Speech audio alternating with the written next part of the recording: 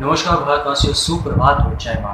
मैं हूँ रोशन, आपका दोस्त और आपका होस्ट, और मैं फिर से आ चुका हूँ अपने channel difficulty to creativity and recognize रचनात्मकता।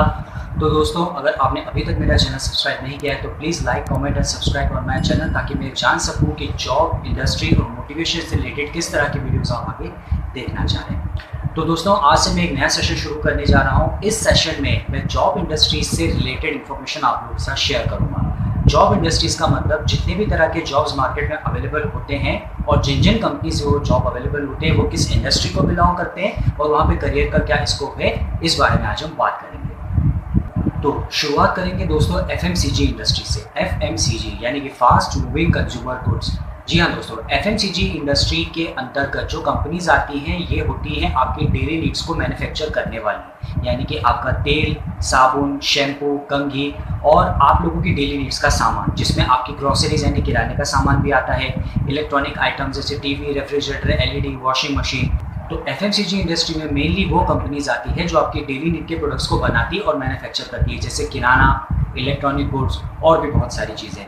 तो कुछ ब्रांडेड कंपनीज का मैं नाम लूँगा। सबसे पहले HUL, हिंदुस्तान यूनिलीवर। इसके बाद डाबर इंडिया, नेस्ले, ये फूड मैन्युफैक्चरिंग में आती है। अगर मैं पेंट की बात करूँ तो एशियन पेंट्स, नेरोलैक। अगर मैं इलेक्ट्रॉनिक गुड्स की बात करूँ तो बजाज और हमारा गोदरेज। ये इंडियन एफएमसीजी कंपनीज हैं जो बहुत बड़े लेवल पे अपने प्रोडक्ट्स का मैन्युफैक्चरिंग करती हैं, मार्केटिंग करती है, प्रोडक्शन करती हैं और कई सारे लोगों को जॉब्स प्रोवाइड करती हैं। तो अब शुरुआत करेंगे दोस्तों कि आप लोग एफएमसीजी इंडस्ट्री में अपना करियर कैसे बना सकते हैं। बहुत ही सिंपल सा उदाहरण है दोस्तों। सबसे पहले आपको ये जानना जरूरी है कि जिस शहर, जिस गांव, जिस सिटी में आप रहते हैं, क्या वहाँ पे कोई मैन्युफैक्चरिंग प्लांट है। अगर कोई मैन्युफैक्चरिंग यानी कि जहाँ पे इन प्रोडक्ट्स का उत्पादन होता है, तो जहाँ पे मैन्युफैक्चरिंग प्लांट्स होते हैं, लेट्स से कि कोई साबुन बनाने वाली फैक्ट्री है, कोई शैम्पू बनाने वाली फैक्ट्री है, किसी भी प्रकार का कोई केमिकल बनाने वाली फैक्ट्री है, तो ये सब एफएमसीजी के अंतर्गत आती है। तो एफएमसीजी में सबसे पहले ये देखा जाता है कि आपके क्षेत्र, आपके एरिया में क्या कोई मैन्युफैक्चरिंग प्लांट अवेलेबल है जहाँ पे कि उत्पादन होता हो। अगर आपके एरिया में ऐसा कोई मैन्युफैक्चरिंग प्लांट या ऐसा कोई उत्पादन करने वाली फैक्ट्री है, तो सबसे पहले तो आप डायरेक्ट जाके उसी फैक्ट्री में आवेदन दे सकते हैं। आमतौर पे एफएमसीजी कंपनीज के जो हेडक्वार्टर्स होते हैं वो महानगरों में होते हैं, जैसे दिल्ली, बॉम्बे, गुड़गांव। इन बड़ी बड़ी सिटीज़ में काफ़ी स्टेशन होती है शहर के बाहर जहाँ पे इनके मैन्युफैक्चरिंग प्लांट होते हैं, जैसे लक्स साबुन हुआ, क्लिनिक प्लस शैम्पू हुआ। ये जो सारी कंपनीज हैं इनके मैन्युफैक्चरिंग प्लांट्स बड़े बड़े महानगरों में होते हैं। उसके बाद हर प्रदेश, जैसे मध्य प्रदेश है, उत्तर प्रदेश है, अलग अलग प्रदेशों के बड़े बड़े शहरों की राजधानियों में इनके रीजनल ऑफिस होते हैं, जैसे इंदौर और भोपाल में डाबर इंडिया, HUL, इसके अलावा नेरोलैक, ऐसी बड़ी बड़ी कंपनीज के रीजनल ऑफिसेज होते हैं जहां पर कि जाके भी आप संपर्क कर सकते हैं। तो कई दफ़ा हेड ऑफिस से हायरिंग होती है और कई दफ़ा हायरिंग जो होती है रीजनल ऑफिस से होती है। और इसके अलावा अपने क्षेत्र में जो फैक्ट्री है वहां पर भी जाके आप लोग डायरेक्ट अपना रिज्यूमे, बायोडाटा जमा कर सकते हैं। तो ये तो हो गया पहला तरीका।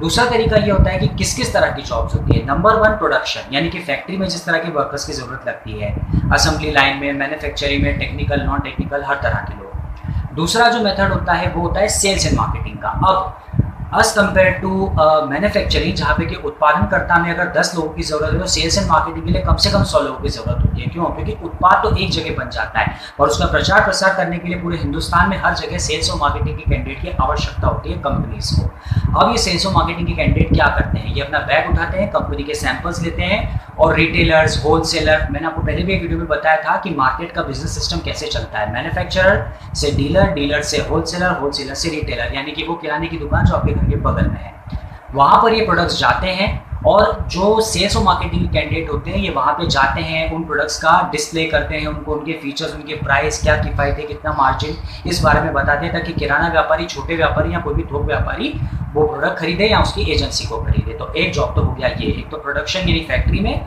और दूसरा हो गया आपका सेल्स और मार्केटिंग। अप्लाई कैसे करना है? पहला तरीका वही, अगर आपके क्षेत्र में है तो जाइए, डायरेक्ट उनसे मिलिए, बायोडाटा, रिज्यूम जमा कराइए, तो वो आपको बताएंगे कि यहाँ से आपको नौकरी के पद के लिए आवेदन स्वीकार किया जाएगा या आपको हेड ऑफिस में अप्लाई करना पड़ेगा। दूसरा तरीका होता है गूगल पे जाइए, टॉप एफएमसीजी कंपनीज इंडिया की लिस्ट निकालिए, उनकी वेबसाइट पे जाइए, वेबसाइट पे जाके देखिए कि वहाँ संपर्क सूत्र दे रखा है, जैसे कोई ईमेल आईडी या कोई कॉन्टैक्ट नंबर, वहाँ पे अप्लाई कीजिए।